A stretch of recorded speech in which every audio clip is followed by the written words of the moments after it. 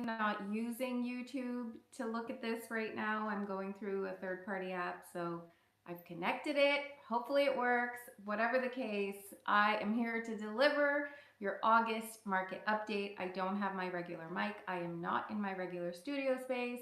Um, Bear with me.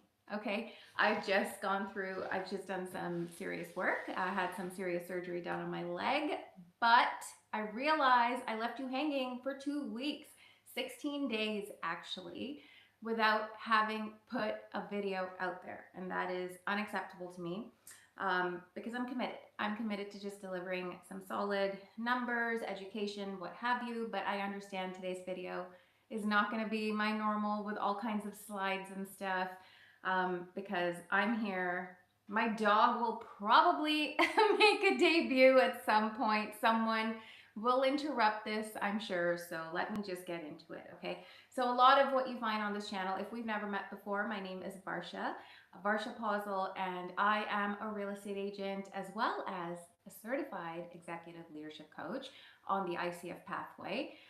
For those of you in the corporate world, you'll know what that acronym is.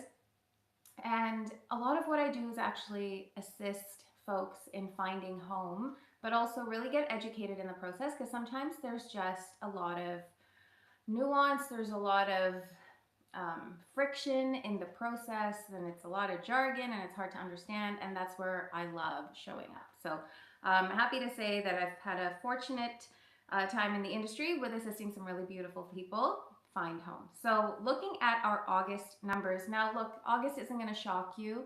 I'm going to be covering the Guelph market update mostly here today. August is not going to shock you. We're still in our summer sort of lull, right? But the number, like in terms of what I was looking at, like when I'm tracking data, of course, we're all looking at, everybody starts with price. The price really isn't changing. The price is kind of flat. What did happen in the last month, or even in the last, I'd say in comparison to last year. Look, this is not my regular market update, okay? So I don't have all my slides to show you, but I have some data points that I pulled because this is what I do. While the prices are rather flat, we are seeing more sales, and that is a good thing, because more hands, right? Like there's more transactions that are happening, more people are wheeling and dealing in real estate. So I might not disturb, just left. So we're live, folks.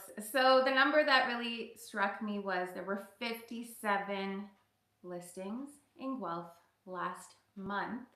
So for the month of July, 57 listings that actually expired. And what is an expired listing? It's like, hey, we put our hand up, we're going to list our property for sale, and then we did all of our efforts, the property did not sell, and then we came off, right? That's pretty much an expired listing. And so they had to leave. They left without selling, and that number is actually up almost 73% from this time last year. And that is significant. Because it's not just that, oh, there's a lot of inventory, it's just sitting there. You know what? There's a lot of inventory that's gone stale and they expired and they came off the market.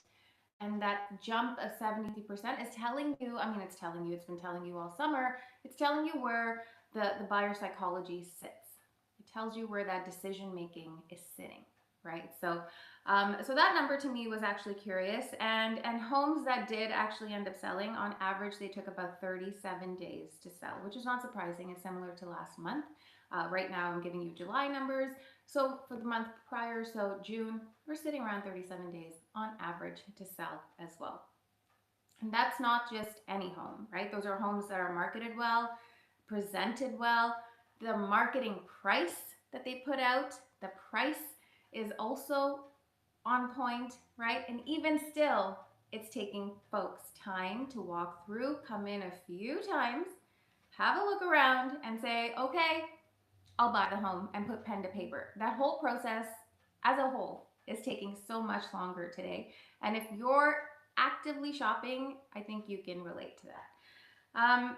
So those numbers are sort of, reflective of what's happening in our real estate market as a whole. I will say the market hasn't fallen off a cliff though. Many people will say that's the number one question, right? Like that is the most important question. It's like, hey, how's the market? And that's a really tough question to just answer in one statement because it really, like, the static script is, well, what part of the market are you curious about? But beyond that, and it's true, the markets are so different because if you're just going to look at the overarching number as a whole, that's not going to serve you when you're trying to be laser focused and sniper and pinpoint a community and a neighborhood and a street within that neighborhood that you're trying to lay roots in. Those micro markets are very much existent all over. It's not limited to Guelph. So one of the things that that keeps coming up when people say, "How's the market?" The layer underneath that, usually I find, is okay, well, if it's a buyer's market, then why are prices still so high?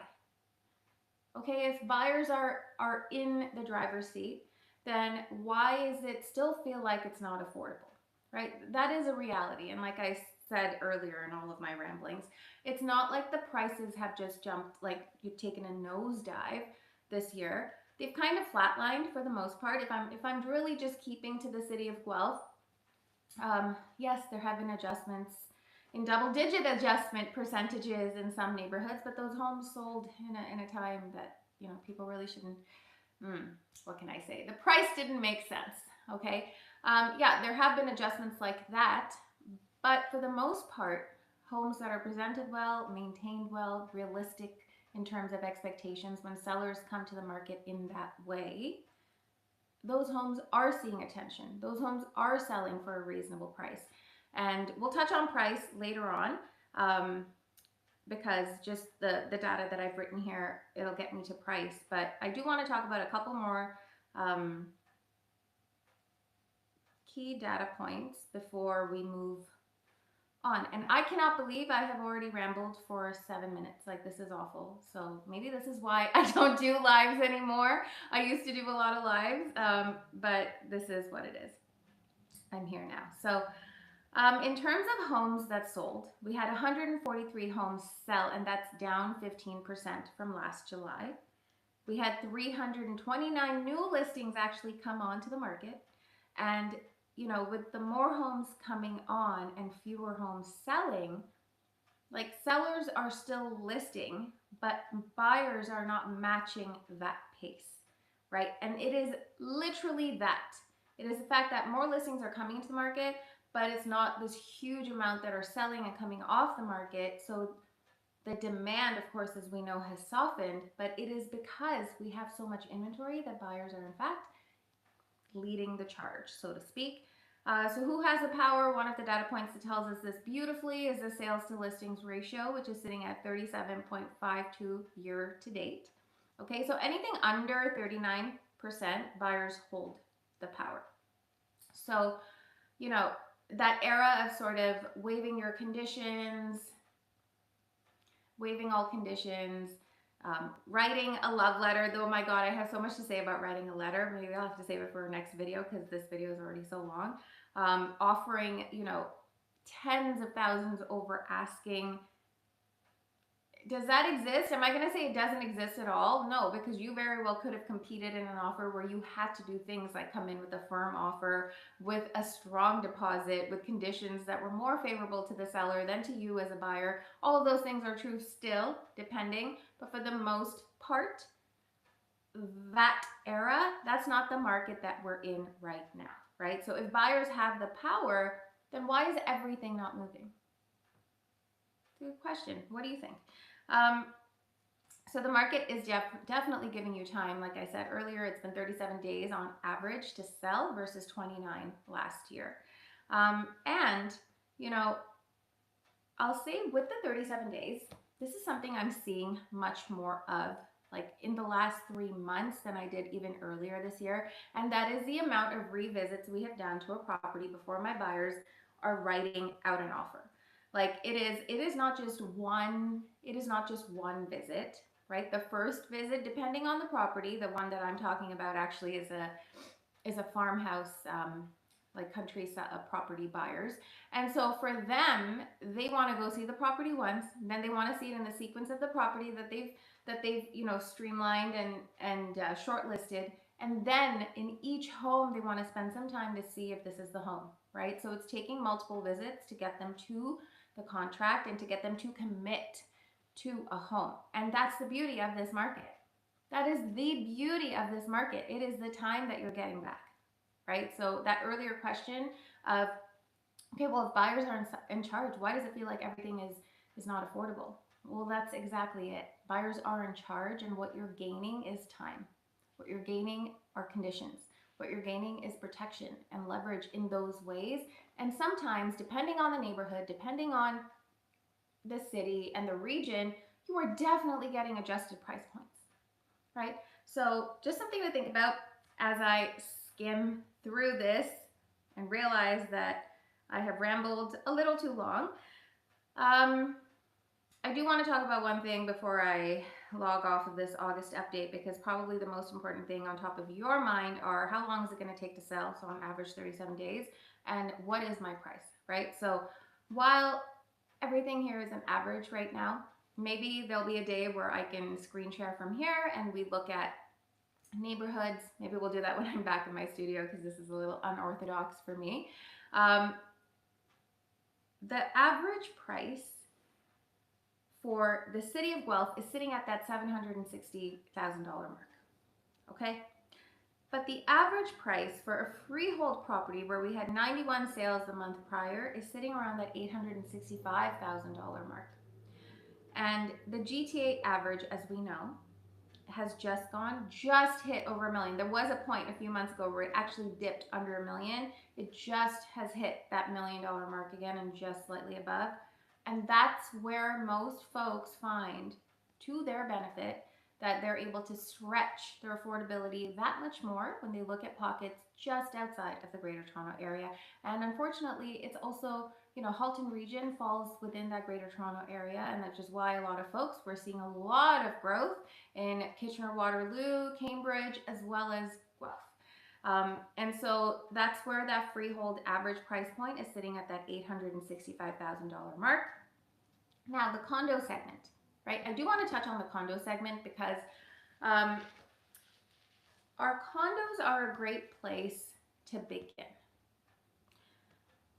I think so much time is spent right now trying to bridge the gap between purchasing a condo and purchasing a freehold, and I get it. I'd be doing the same thing too. I want to stretch my dollar as far as possible. But if you value home ownership, there is a possibility for you to get a solid condominium in today's market that can have good resale value down the line. So I'm talking like upwards of 2 bedrooms, obviously, that has parking, that has a good layout that is, most people would favor, that doesn't have a lot of nuances to it, that has good walkability, that has access to transit. Like, you have to be specific in what you're looking for so that you can find the deal and know that you're going to have appreciation there in years to come. Whether you turn that into a rental of your own and become a landlord, or whether you offload it to buy an upsize, that's up to you. But this market does present those opportunities. And I wanted to say that. I would be remiss if I didn't say that, because a home is a condo as well. And having said that, our condominium market, there were 52 sales the month prior, and on average, the price point sat at $566,000. So your homes have dropped. Okay, the volume of homes, like in the detached segment, those homes dropped 20%. Okay, that's where most of that adjustment happened. The condos, they barely moved. They were down just under 4%. So if a house does feel out of reach for you this year, this is your corner. It's here. I pay some attention here, to tell you the truth, and maybe I will even offer a condominium market update.